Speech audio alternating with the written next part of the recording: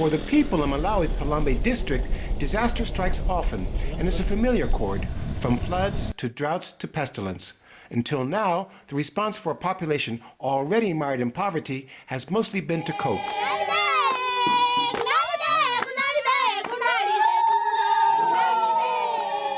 Now a new song is being heard in Phalombe, a song of joy, defiance, and resilience.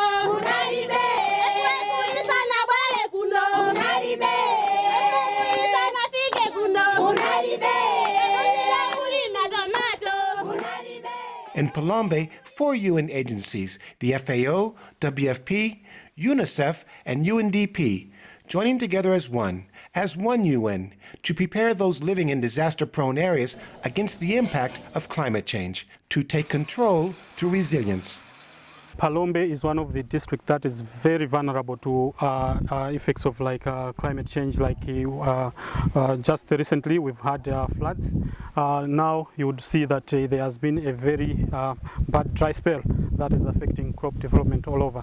Now resilience is very important in this particular case, in that farmers would be able to redevelop their livelihoods. Farmers like Fanny Mazera used to only worry about dealing with the consequences of a disaster when it occurred, but is now learning in this training field how to prosper by preparing for disaster and reducing its impact.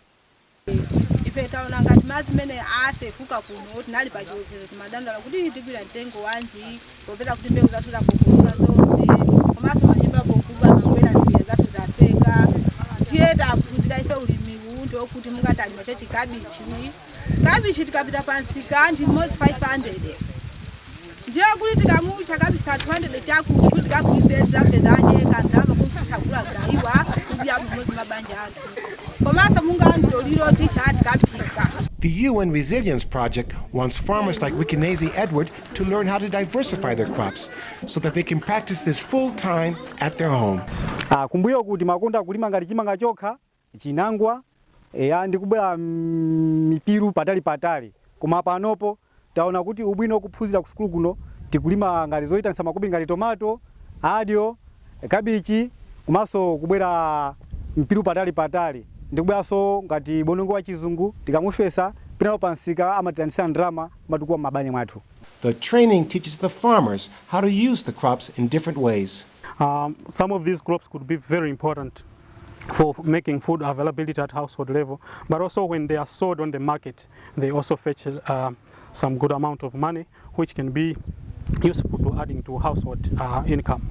Though the project was launched before historic floods struck in January, the needs for a coordinated response by UN agencies were already in place, thanks to the goals of the resilience strategy. It wasn't like a big change.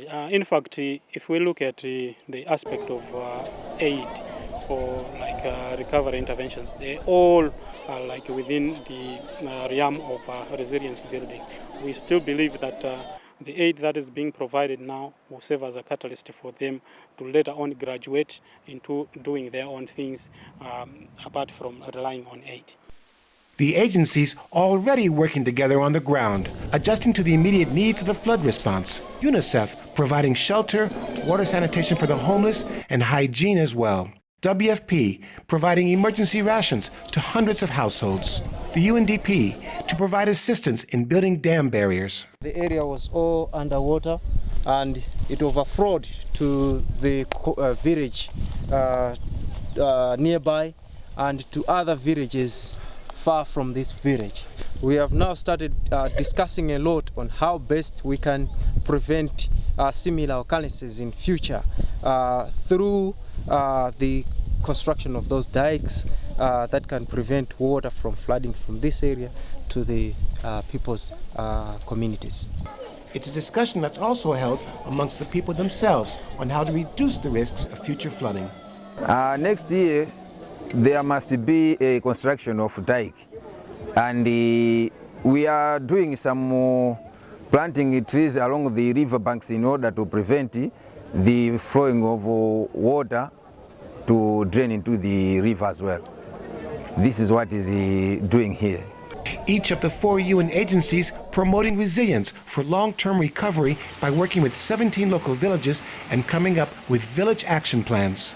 From these action plans, it is expected that the different UN agencies that are supporting this particular project will come up with now specific interventions that they will be working on. UNICEF's role is to build on the food production aspects so that they'll do more of like nutrition education within the project sites. And the WFP is most likely to come up with some food for assets kind of project whereby people will be working, provided maybe some food or maybe some cash for work or public works. And then there is UNDP. UNDP is responsible for the disaster risk management work within the project. The recent flood disaster serving not only as a catalyst for recovery through resilience, but also in the attitudes of people, no longer willing to depend on aid, but to take preventive measures.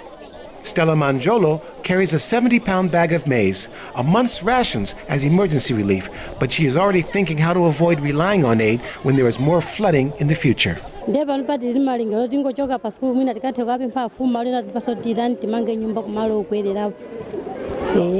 Simon Lukamuseu is a village chief in Phalombe.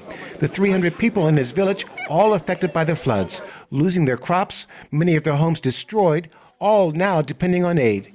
He is determined that people change their course.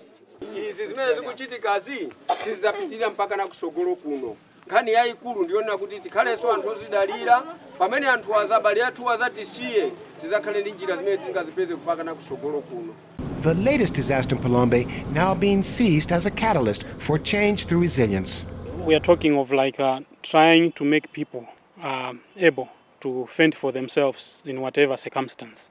So it is basically important that while the aid is coming from the different actors within these areas, the communities should also be prepared that come rain, come sunshine, they should be able to be running their own affairs in terms of like getting their food needs, getting their household income needs, all those aspects. The lessons of the Resilience Project can become a strategy for Malawi to follow in responding to all disasters. There's a need to respond differently. There's a need to respond in a manner that builds this resilience over time.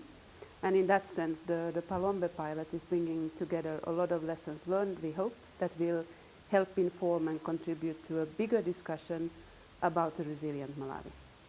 Phalombe now becoming a model for the rest of Malawi as resilience begins to take root, so that progress is sustainable with people preparing to reclaim their livelihoods and to improve the quality of life for all.